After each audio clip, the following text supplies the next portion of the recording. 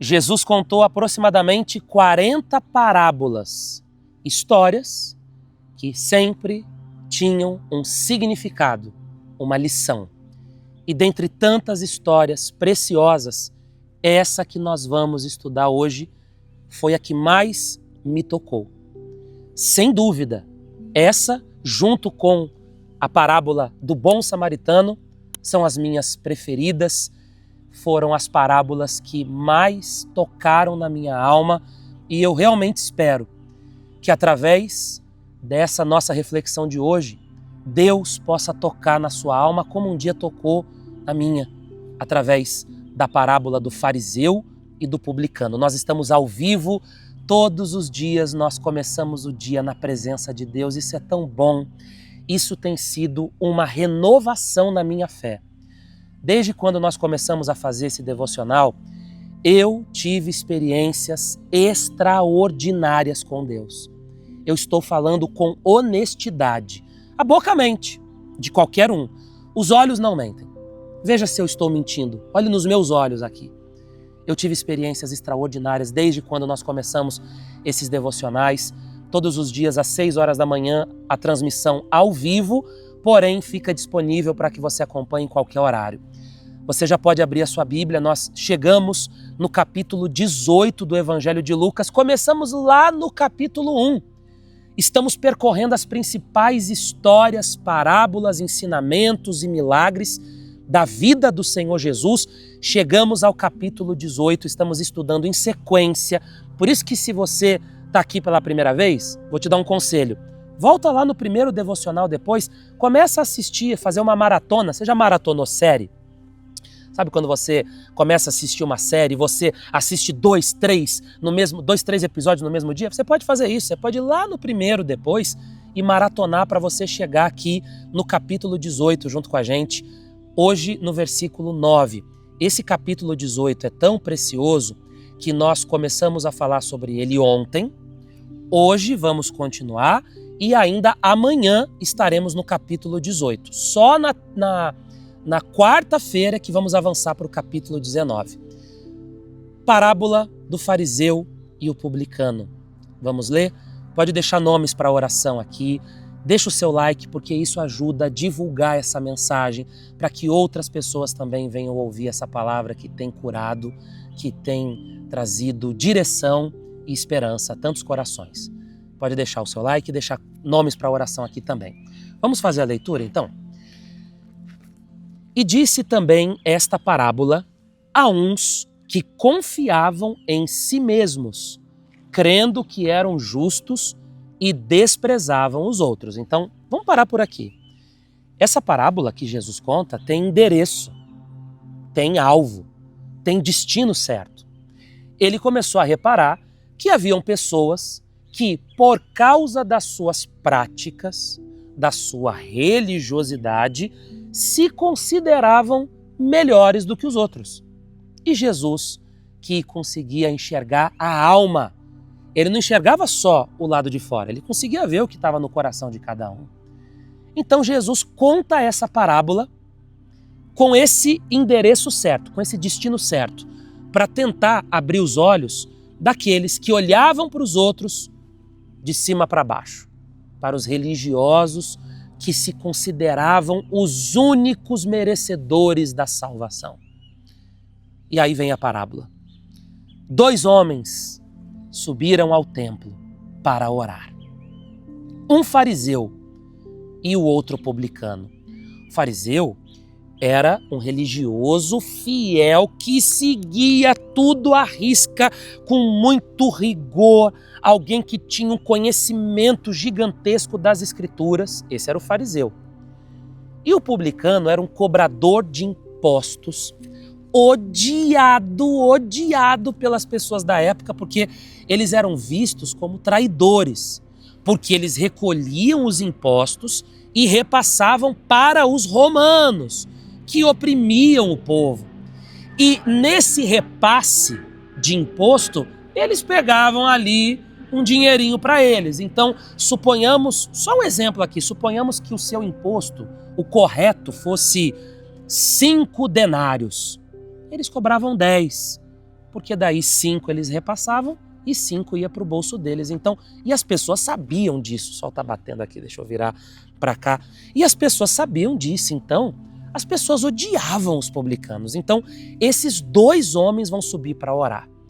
Um fariseu, um religioso, moralmente falando, muito correto, e um publicano que todo mundo odiava.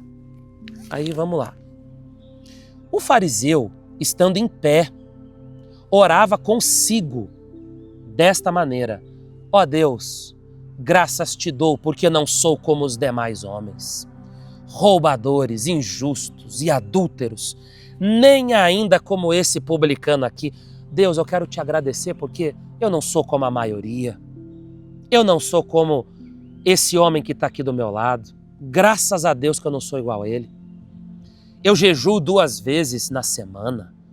Eu dou os dízimos de tudo quanto possuo.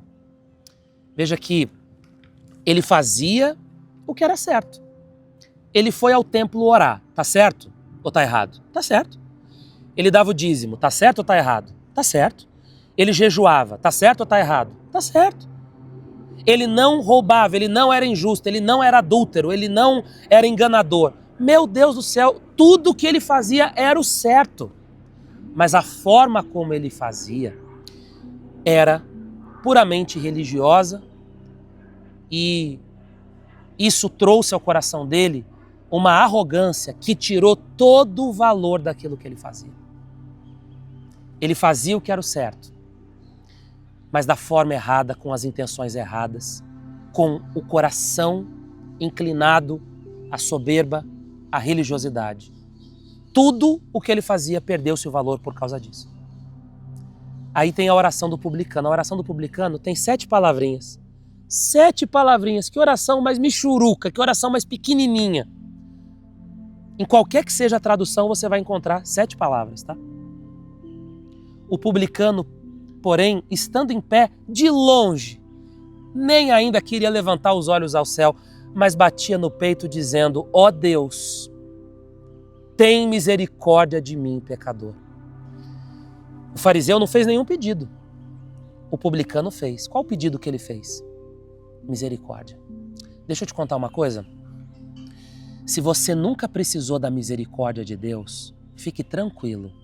Um dia você vai precisar. Se você sempre acertou em todas as suas escolhas e decisões, se você nunca fez nada que você se envergonhe, se você sempre foi uma pessoa muito correta em tudo e por causa disso você sempre, quando vai orar, você fala para Deus: ó Deus, o Senhor tem que me honrar porque eu fiz isso, o Senhor tem que me honrar porque eu fiz aquilo. Um dia, pode gravar o que eu estou dizendo aqui. Um dia você ainda vai chegar diante de Deus dizendo assim: Deus, tem misericórdia de mim. Hoje eu não vim pedir justiça, não. Porque se hoje eu pedir justiça, é capaz o Senhor mandar fogo do céu e me consumir. Hoje eu vim pedir misericórdia. Hoje eu não vim pedir justiça. Tem misericórdia de mim, pecador. Um dia você vai fazer essa oração, se é que você já não fez. Porque quem nunca precisou da misericórdia de Deus, fique tranquilo. Um dia você vai precisar. E esse homem precisou da misericórdia de Deus, ele estava pedindo isso. E aí, Jesus vai concluir dizendo: digo-vos que esse aí, o pecador que estava pedindo misericórdia, desceu justificado para a sua casa, e não aquele. Porque qualquer que a si mesmo se exalta, será humilhado, e qualquer que a si mesmo se humilha, será exaltado. Olha, deixa eu fazer uma outra colocação importante antes da gente orar. A religiosidade é um perigo para a nossa fé. O religioso, que era o caso desse fariseu, o religioso ele vê pecado onde não existe. Ele vê pecado onde Deus não vê pecado. Me aponta nas Escrituras qual é o pecado, por exemplo, de você ir à praia, de você tirar alguns dias para você ir à praia descansar. Qual pecado há nisso? Não existe pecado nisso. O religioso vai considerar isso pecado. O religioso considera pecado, trazendo para os nossos dias, ouvir música Música não religiosa, por exemplo. Eu não estou falando de música que fala de baixaria. Eu não estou falando de música que estimula traição, adultério. Mas você gosta ali de uma música que fala de amor, que transmite uma mensagem. Qual o problema? Mas para o religioso, meu Deus, isso é um escândalo. Isso é o fim do mundo.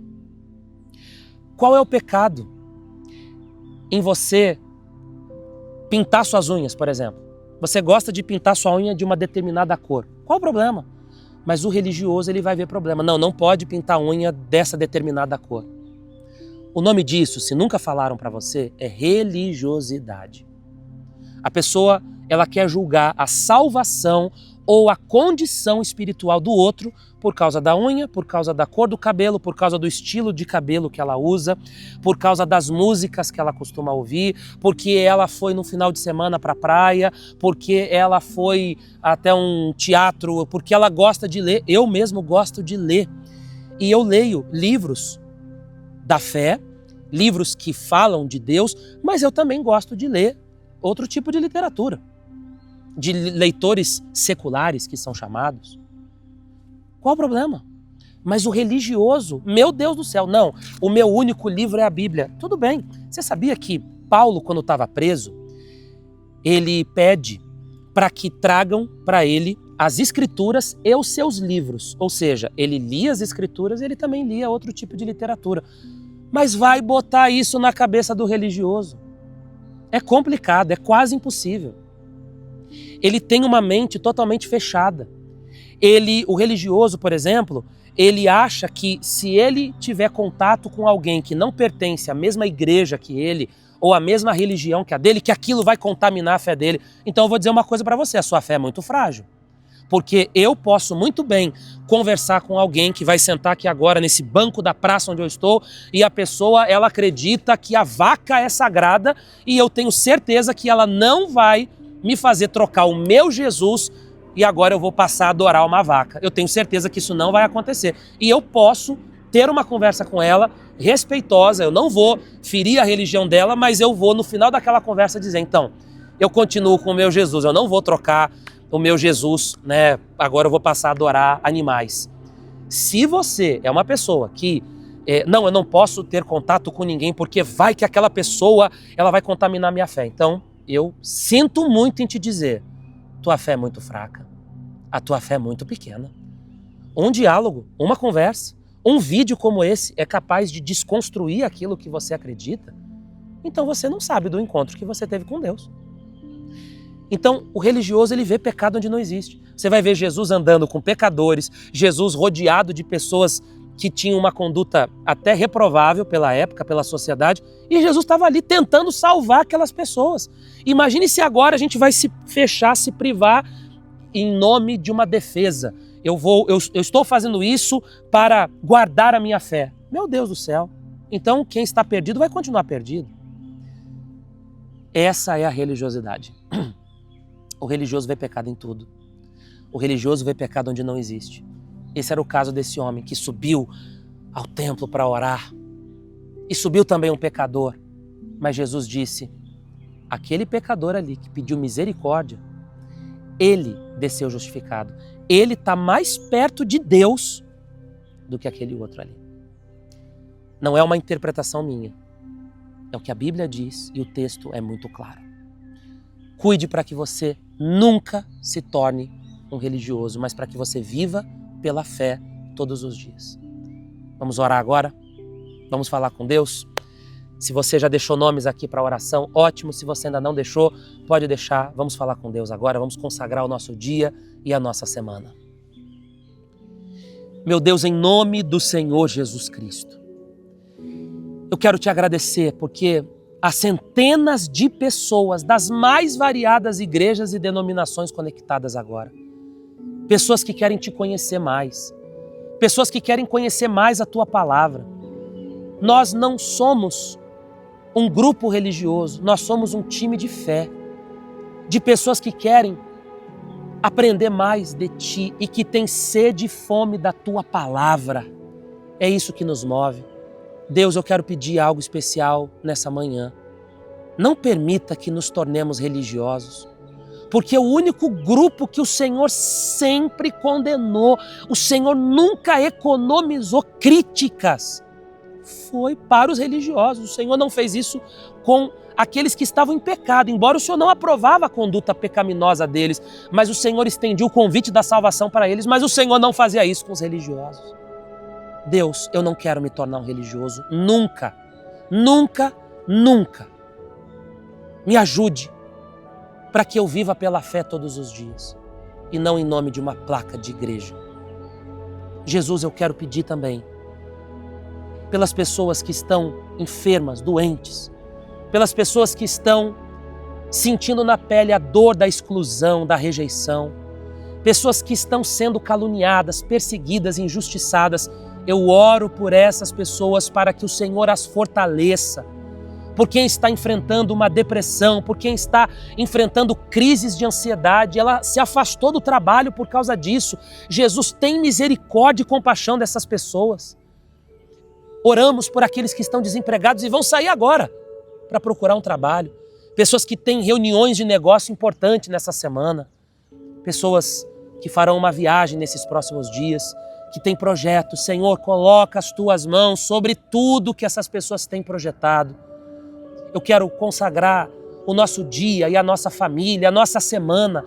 Livra-nos de todos os males. Se há algum mal preparado contra a nossa vida, livra-nos. Se existe algum laço que foi preparado para nos laçar, isso está quebrado em nome de Jesus Cristo agora. E que a tua bênção e proteção envolva a nossa vida e a nossa família. Oramos pelos nossos amigos. Há tanta gente boa que a gente gosta.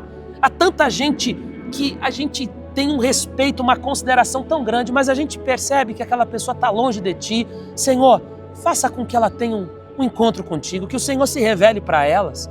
Como um dia o Senhor se revelou para nós e nós não éramos perfeitos, e o Senhor foi lá nos buscar no meio do lixo. Se revela para essas pessoas também, para os nossos amigos e nossos familiares.